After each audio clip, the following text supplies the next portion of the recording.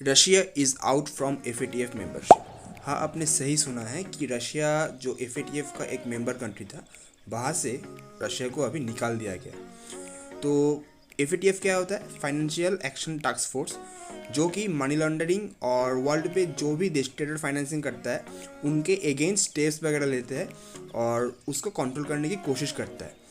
तो देखते हैं आज के वीडियो पे कि इस न्यूज़ का अभी हमारे स्टॉक मार्केट पे और हमारे इंडियन इकोनॉमी पे और हमारे इंडिया पे क्या इम्पैक्ट होने वाला है, कौन कौन सा सेक्टर यहाँ पे डिस्टर्ब होगा और बेनिफिटेड होगा, सब कुछ हम देखेंगे आज के वीडियो पे। So hello guys, welcome to our channel chart decoder, and if you are new to our channel then subscribe now for more such interesting contents. तो सबसे पहले हम यहाँ से जान लेते हैं कि ये FATF क्या होता है। The financial action task force, FATF is the global money laundering and terrorist financing watchdog set up in 1989 out of a G7 meeting of developed nations in Paris। तो आप सभी ने शायद ये सुना होगा कि कुछ महीनों पहले पाकिस्तान भी FATF का ग्रे लिस्ट पे शामिल था, क्योंकि पाकिस्तान के ऊपर जो टेररिस्ट फाइनेंसिंग का बहुत ज़्यादा आरोप था। तो उस टाइम पे पाकिस्तान को ग्रे लिस्ट से ब्लैक लिस्ट में भी जाने का कोई बात भी चल रहा था, लेकिन बाद में पाकिस्तान ग्रे लिस्ट से निकल गया। तो सब कुछ जानते हैं हम आज के इस वीडियो से कि इससे क्या इम्पैक्ट हो सकता है। तो आप यहाँ पे देख सकते हैं कि countries that are members of FATF include, यहाँ पे बहुत सारा देशों के नाम आप देख सकते हैं। तो यहाँ पे टोटल 39 कंट्रीज है और FATF ग्रुप का एक ऑब्जर्वर है, वो है इंडोनेशिया। और मैंने यहाँ पे दो नाम रेड से लिखा हुआ है, आप देख सकते हैं, एक है इंडिया और दूसरा है रशिया। तो इंडिया से कोई प्रॉब्लम नहीं है, लेकिन रशिया को क्या किया गया है, ये जो ग्रुप है 39 मेंबर्स का, वहाँ से रशिया को अभी निकाल दिया गया है।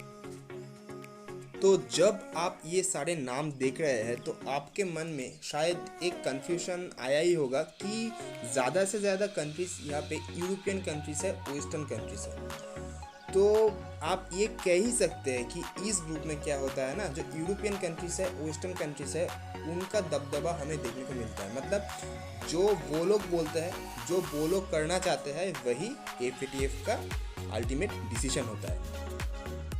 तो हम अब यहाँ से एक बार देख लेते हैं कि रशिया को क्यों यहाँ से निकाला गया, वाई रशिया आउट। तो यहाँ पे मैंने 3 रीज़न रिप्रेजेंट किया हुआ है, आप एक बार पढ़ लीजिए। Direct action for Russia Ukraine war, western hypocrisy against Russia, major countries in FATF in European union.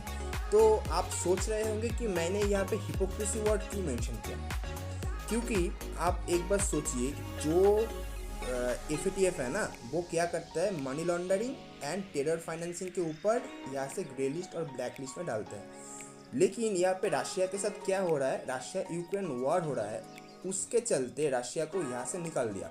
लेकिन इससे पहले क्या था, अज़रबैजान और आर्मेनिया पे जब वॉर हो रहा था, तब FATF ने अज़रबैजान के ऊपर कुछ नहीं किया, वो भी एक इन्वेशन ही था, ठीक है। लेकिन वहाँ पे FATF एकदम चुप रहा, क्योंकि यूरोपियन कंट्रीज को उससे कोई प्रॉब्लम नहीं था, कोई दिक्कत नहीं था। तो शायद अभी आप ये सोच रहे हैं कि रशिया को तो अभी मेंबर कंट्री से निकल दिया, तो अब क्या होने वाला है। तो अब शायद FATF क्या करेगा, उसका जो 2 लिस्ट होता है ना, grey list and black list, उसमें शायद रशिया को डाल देगा। तो पहले हम देख लेते हैं कि ये ग्रे लिस्ट और ब्लैक लिस्ट क्या होता है। ग्रे लिस्ट होता है, the grey list includes countries that are considered safe haven for supporting terror funding and money laundering। और दूसरा वाला जो black list includes non cooperative countries और territories that support terror funding and money laundering activities. तो आप तो यहाँ से क्लियरली देख ही सकते हैं, यहाँ पे जब FATF कोई देश को ग्रे लिस्ट और ब्लैक लिस्ट में डालता है, वहाँ पे मेजर फैक्टर्स 2 होता है। क्या होता है, एक है मनी लॉन्ड्रिंग और दूसरा होता है क्या, टेरर फाइनेंसिंग। तो भाई अभी तो रशिया यूक्रेन में वॉर चल रहा है, और वॉर के मामले में कोई भी कंट्री और कोई भी FATF का ऐसा कोई मतलब रूल्स नहीं है कि वो उसको ग्रे लिस्ट और ब्लैक लिस्ट में डाल सकता है। लेकिन सामने शायद ये भी हमें देखने को मिले। और अभी ये नॉर्थ कोरिया, म्यांमार और ईरान, ये 3 देश है जो कि FATF का जो ब्लैक लिस्ट होता है वहाँ पे शामिल है।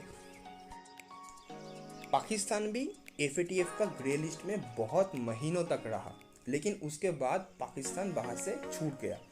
तो आप एक बात ये सोचिए कि जो देश पाकिस्तान इतना टेररिस्ट फाइनेंसिंग करता रहा, जो इंडिया पे इतना सारा अटैक करता रहा, हमारे उड़ी सेक्टर, पुलवामा सेक्टर, या पे हमारे मुंबई का ताज अटैक, और उससे तो बाद में आप ये भी सोचिए कि जो ओसामा बिन लादेन अमेरिका पे इतना बड़ा अटैक किया, वो लास्ट में कहाँ पे था? पाकिस्तान में ही था। उस देश को FATF ने छोड़ दिया।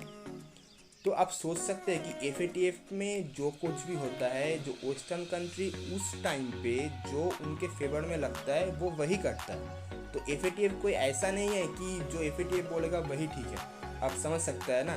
तो रशिया को भी जो निकाल दिया, वहाँ से निकालने का कोई ग्राउंड ही नहीं था भाई, क्योंकि जो ग्राउंड FATF के पास दो ग्राउंड्स है, एक है टेरर फाइनेंसिंग, दूसरा है मनी लॉन्ड्रिंग।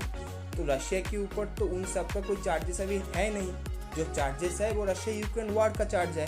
तो वॉर का चार्ज है भाई उस है। हाँ, मैं ये मानता हूँ कि वॉर एकदम ठीक नहीं है, बहुत मासूम लोगों की जाने जा रही है, लेकिन उसका मतलब तो ये नहीं है ना कि आप FATF का जो रूल्स है उसके बाहर जाके कोई भी डिसीजन ले लोगे। तो ये सब कुछ नहीं है, ये सब सिर्फ वेस्टर्न कंट्रीज का हिपोक्रेसी है।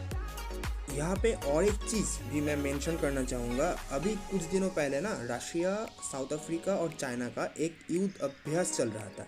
क्योंकि साउथ अफ्रीका उस युद्ध अभ्यास में टेक पार्ट किया, इसलिए FATF ने साउथ अफ्रीका को ग्रे लिस्ट में डाल दिया। क्या आप सोच सकते हैं? इतना दोगलापन तो भाई शायद ही कभी किसी ने किया होगा। ये वेस्टर्न कंट्रीज़ जो है ना, वो सोचते हैं कि पूरा वर्ल्ड को वो ही कंट्रोल करेंगे और बाकी तो कोई देश कुछ भी नहीं है।